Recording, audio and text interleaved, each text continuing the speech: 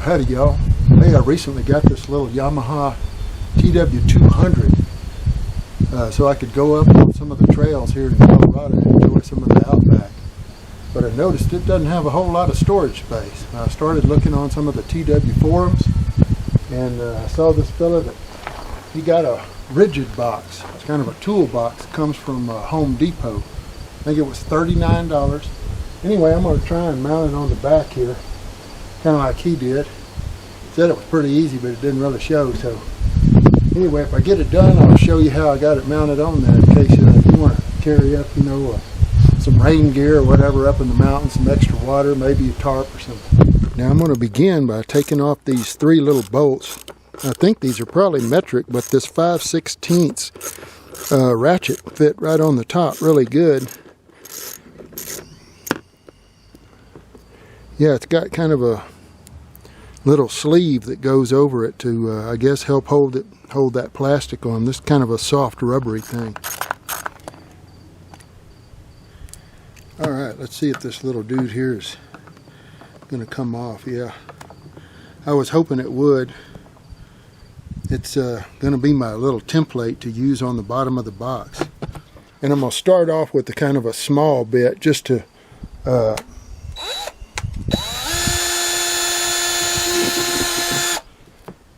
kind of give me a little pilot.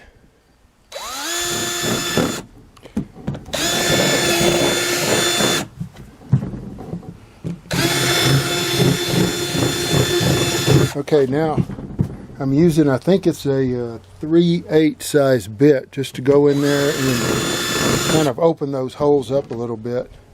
I may need to get my pocket knife and try and get some of the burrs and stuff off of that.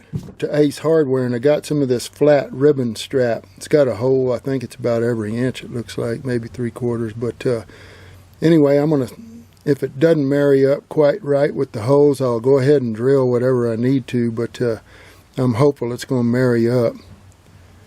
I'll cut it to length and we'll see how it does.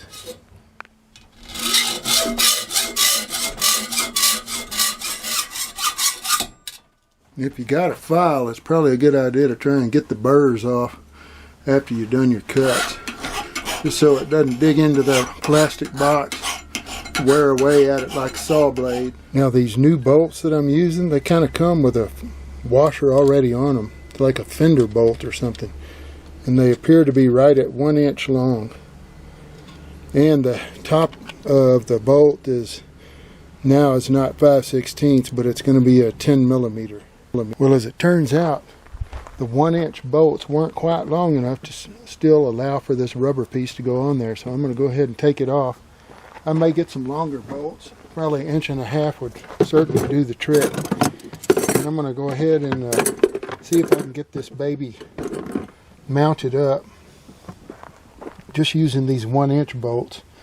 And I've got this hanger strap, I guess you'd call it, I don't know, it's rigid. But anyway, I'm going to make a little V inside here. I'll show you once I get it going. These two up at the front, looks like they're going to go in without much trouble. Especially without that rubber piece on there. It was a real struggle to try and get them to bite anything with that rubber piece on there. But this back one is really just right on the edge of being able to reach with the 1 inch bolt. So I would definitely recommend getting an 1.5 inch bolt. All right, now I've got a little extra room. I could take me a tarp in case some heavy rains come in. I want to camp overnight or something. Got me a little rain gear. Always a good idea to have some extra water. A fire starter for sure. And some snacks. Plenty of room.